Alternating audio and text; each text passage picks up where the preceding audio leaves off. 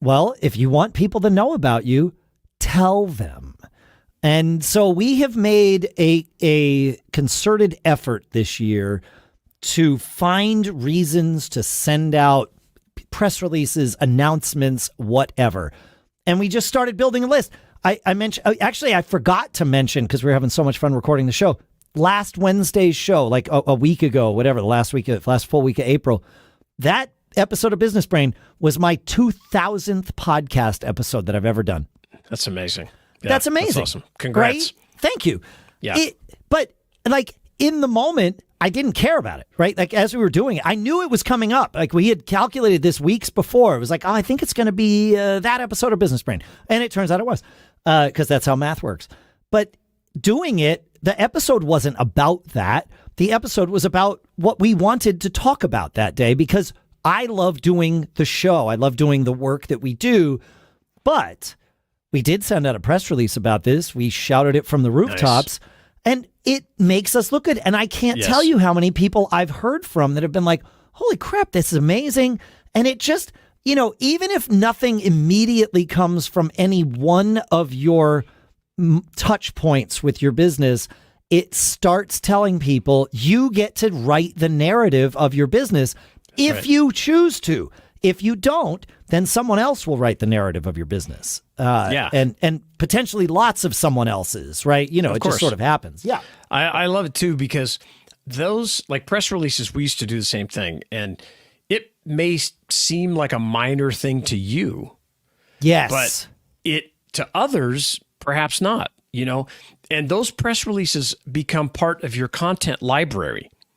And when people come to learn about your company, they come in and they say, oh, wow, look, these guys have, even if they're not going to read your entire press release, but they're going to look at the headline, but they're going to look down like it adds to your credibility. Your recognition, even though you're recognizing yourself. And I don't know if that's I think we're all taught to kind of be humble, maybe. And you can be humble and confident at the same time. Yeah, there's a difference between confident and cocky. Correct. Speaking of language, right? Yeah, that's right. That's right. And you don't have to be cocky, but you can be confident.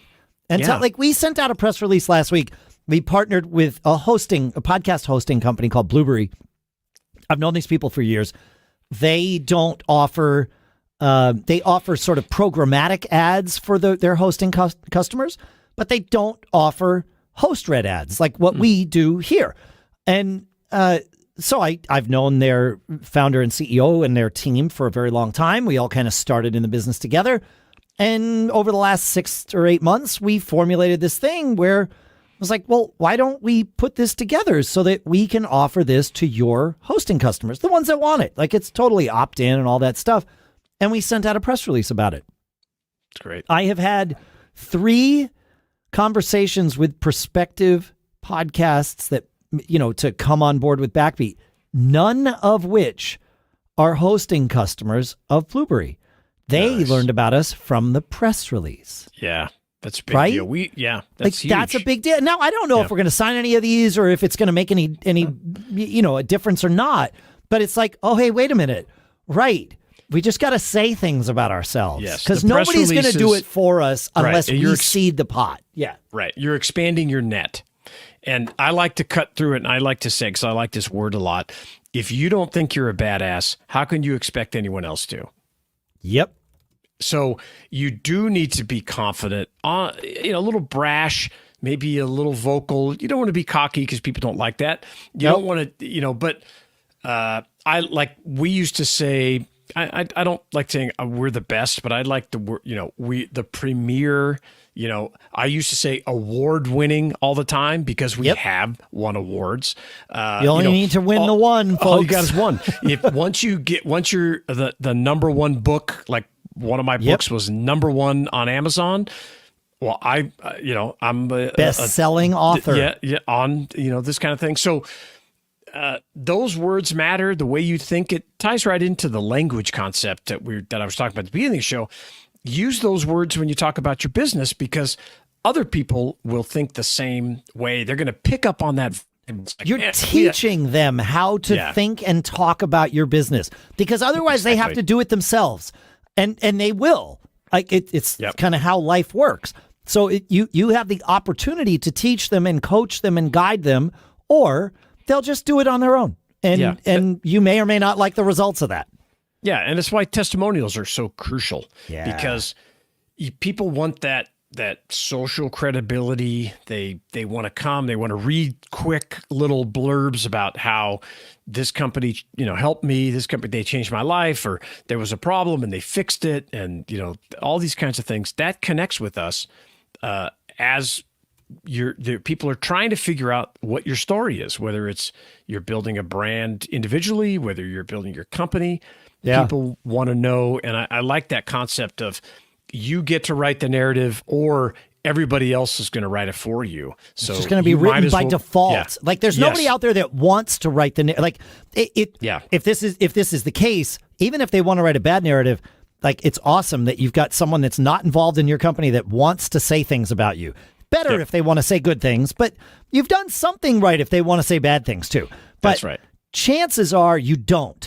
And so what you wind up with is people writing a narrative by default, and that is going to almost certainly be super boring. Good. Yeah. Boring. Yeah. And inaccurate. So, We used PR Web to send out our stuff. I don't know, they're great, not very expensive. Testimonials, I've been using this app called Senya.io, SENYA.io. They're great. Testimonials.to is another testimonial gathering service that makes it very easy for people. Yeah, Senya's great. I love it because I just fire off a quick link and they do it, and they build this, they call it the wall of love, and you can embed it and all this kind of stuff. So it's cool. Those things are great. I'm looking to see what Sadie used for this. I don't know. I can't figure it out.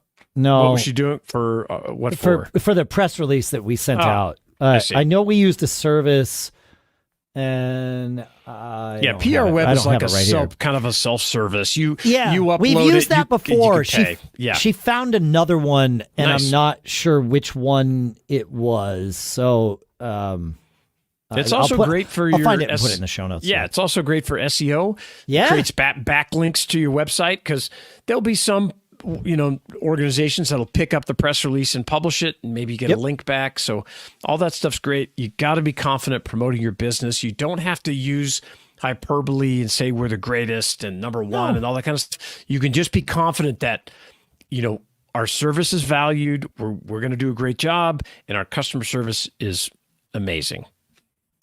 Say the things that if you believe them to be true, say them. Say the positive ones. Yeah. And if you don't, that's a problem. Well, fix that, and then you get to go say it. Like, pick the story you want to tell. Take a lesson from Shannon Jean's book here, and pick the story you want to tell, pave the path to get there, and then freaking tell the story. Like, that's how it's going to work.